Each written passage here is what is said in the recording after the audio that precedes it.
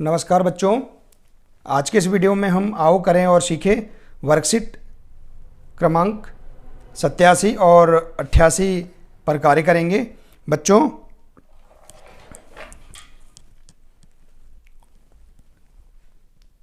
इससे पहले वर्कशीट पर कार्य करने से पहले हम समय सारणी के आधार पर जो भी यहाँ तारीख दी हुई है उस तारीख को हम यहाँ डाल देंगे। बच्चों, आइए देखते हैं गतिविधि गिनो और बताओ, और उप अवधारणा दिया है किनारे और कोने की पहचान। ठीक है बच्चों, तो आज हम इस वर्कशीट के माध्यम से किनारे और कोने की पहचान के बारे में जानेंगे। बच्चों, आप अपने दैनिक जीवन में वृत्ताकार, चौकोन और जो अन्य वस्तुएं होती हैं उनके बारे में आप जानते हो उनको। बच्चों, तो बच्चों आइए आज हम इस वर्कशीट पर कार्य करेंगे। बच्चों, प्रश्न दिया है, नीचे बनी आकृति के किनारे और कोने गिनकर लिखिए। यहाँ पर कुछ आकृतियाँ दी हुई हैं जिनके किनारे और कोने गिनकर यहाँ लिखना है। ठीक है बच्चों, तो देखते हैं।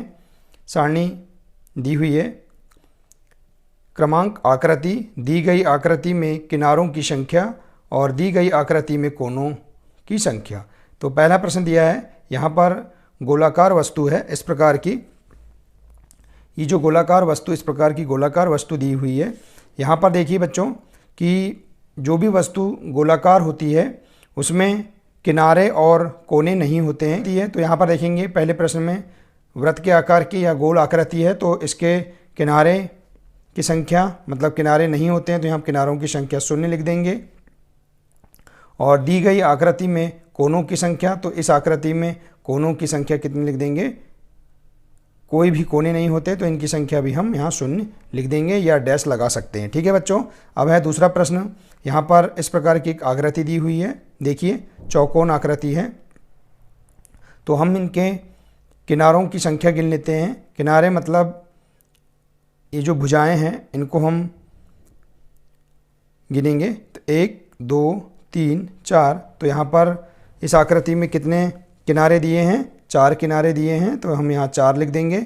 और कोनों की संख्या देख लेते हैं। कोने मतलब शीर्ष जो दिया हुआ है 1 2 3 और 4। जहाँ पर मतलब ये जो भुजाएं या जो रेखाएं एक दूसरे से मिलती हैं वहाँ पर क्या बनते हैं, कोने बनते हैं बच्चों। तो इस आकृति में 4 कोने हैं तो हम यहाँ कोनों की संख्या कितनी लिख देंगे, 4 लिख देंगे। ठीक है बच्चों, अब इस प्रकार से तीसरी आकृति देखते हैं। यहाँ पर ये त्रिभुजाकार आकृति है। इस आकृति में 3 भुजाएं दी हुई हैं। तो देखिए बच्चों, इसमें जितनी भुजाएं दी हुई हैं उतने ही क्या होंगे, किनारे होंगे। तो कितने किनारे होंगे, 1 2 3। तो यहाँ पर 3 भुजाएं मतलब 3 किनारे, हम यहाँ 3 लिख देंगे। और इसी प्रकार से कोने मतलब जहाँ पर भुजाएं एक दूसरे से मिली हैं तो उनके शीर्ष जो होंगे या जहाँ पर भुजाएं एक दूसरे से मिली होती हैं तो इस आकृति के शीर्ष या कोने देख लेते हैं। 1 2 3। तो यहाँ पर कोने कितने हो जाएंगे, 3 हो जाएंगे। तो हम यहाँ 3 लिख देंगे। ठीक है बच्चों, तो इस प्रकार से इस आकृति में 3 किनारे और 3 कोने होंगे। ठीक है बच्चों, इसी प्रकार से चौथी आकृति दी हुई है। इसमें देखेंगे कि कितनी भुजाएं हैं, जितनी भुजाएं होंगी उतने ही किनारे होंगे। तो देख लेते हैं 1 2 3 4 5 6 भुजाएं हैं तो 6 किनारे होंगे। ठीक है बच्चों, और कोने देख लेते हैं कितने कोने हैं, 1 2 3 4 5 6। तो यहाँ पर 6 कोने होंगे।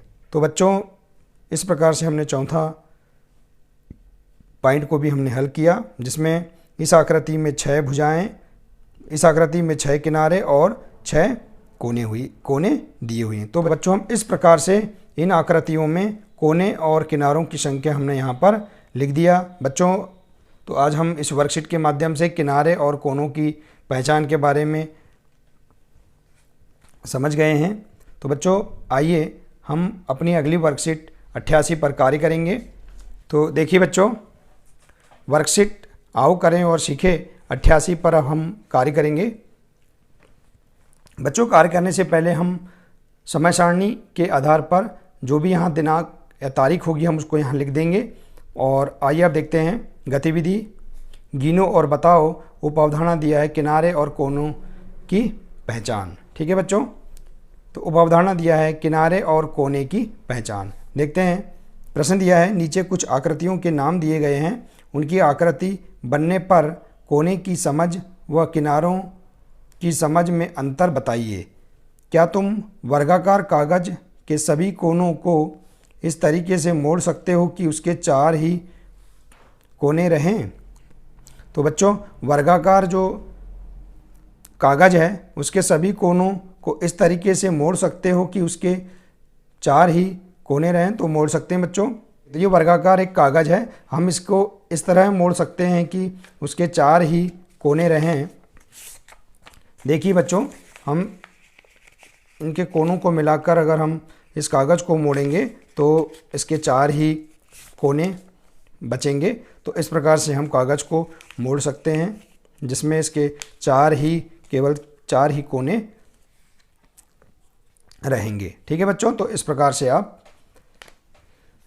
कर सकते हैं। अब दिया है नीचे, तो बच्चों अब दिया है नीचे एक तालिका दी गई है, इसमें उन चीज़ों के नाम के आगे सही का निशान लगाओ जिनके की कोने होते हैं, साथ ही उन चीज़ों के किनारों और कोनों की संख्या का पता लगाओ। यहाँ एक तालिका दी हुई है जहाँ पर चीज़ों के नाम दिया है, उनके कोने और उनके किनारे की संख्या हमें यहाँ बताना है। जैसे कि यहाँ दिया है पहला पासा। पासा आपने देखा है बच्चों, जो घन के आकार का होता है, घन या घनाभ के आकार का होते हैं। तो बच्चों आप जानते हैं कि घन और घनाभ के बारे में आप अच्छी तरह से जानते हैं। बच्चों यहाँ देखते हैं, क्या इनके कोने होते हैं? इस प्रकार से हम टिक लगा सकते हैं। किनारों की संख्या लिखिए। तो घन या पासा में कितने किनारे होते हैं बच्चों? आपने देखा होगा, तो उसमें किनारों की संख्या होती है, यहाँ पर हम 12 लिख देंगे। ठीक है बच्चों, इसी प्रकार से हम कोनों की संख्या बताइए। तो यहाँ कोनों की संख्या 8 दिया हुआ है। ठीक है बच्चों, तो इस प्रकार से हम इस पहले प्रश्न की तरह हम नीचे के प्रश्नों को भी हल करेंगे। देखिए, जैसे यहाँ दिया है चीज़ों के नाम, गेंद, हम गेंद का यहाँ चित्र बना सकते हैं। गेंद का चित्र आपको पता है कि गेंद जो होती है वो वृत्ताकार या गोल आकृति की होती है। क्या इनके कोने होते हैं? तो इनके कोने नहीं होते, तो हम यहाँ पर सही का निशान नहीं लगाएंगे, डैश लगा देंगे। किनारों की संख्या, तो इसमें जब हम इनमें कोने नहीं होते हैं तो किनारे भी नहीं होंगे और कोनों की संख्या भी नहीं होगी। तो हम यहाँ पर जो गेंद होती है वृत्ताकार होती है इस प्रकार से, तो इसमें कोने और किनारे नहीं होते हैं, इसलिए हम इनकी यहाँ संख्या नहीं लिखेंगे। ठीक है बच्चों, अब दिया है अगला रबर। रबर की आकृति आपने देखा है, रबर जो होता है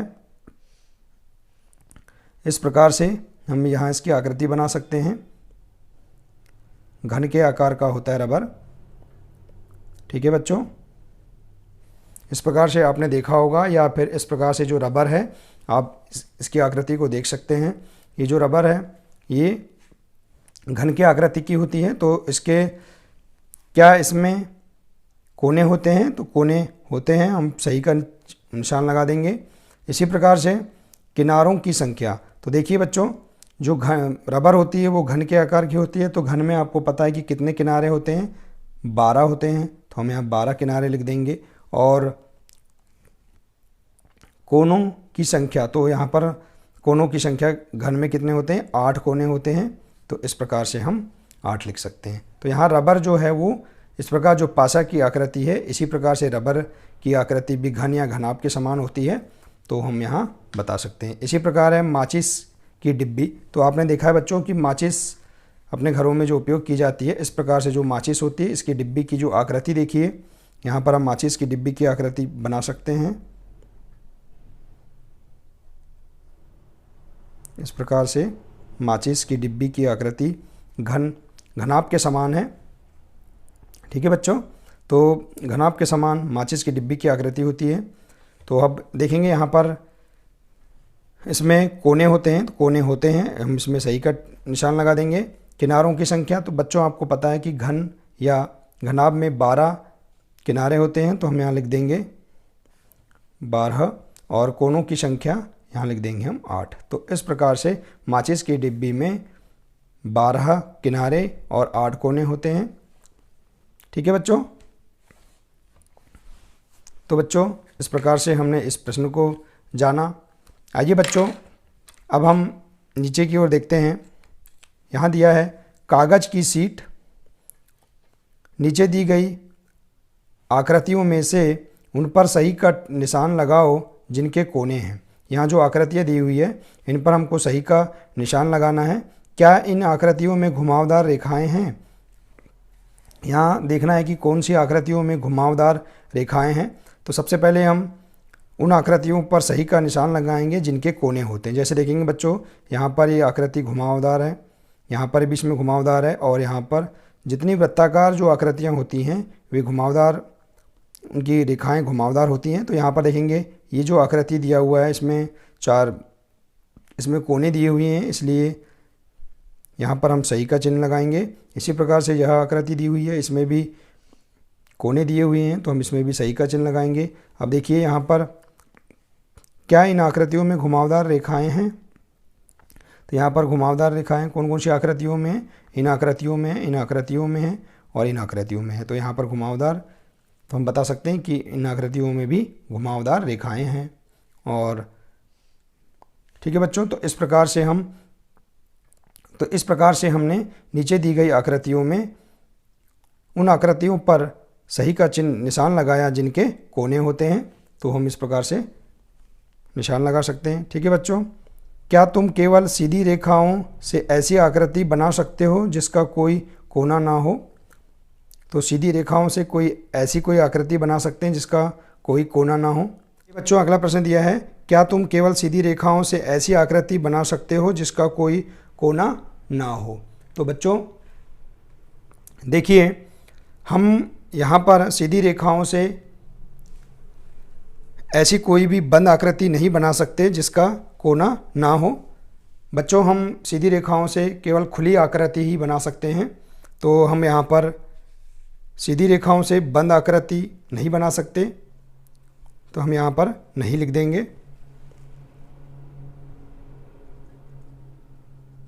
ठीक है बच्चों, आज के लिए सिर्फ इतना ही है।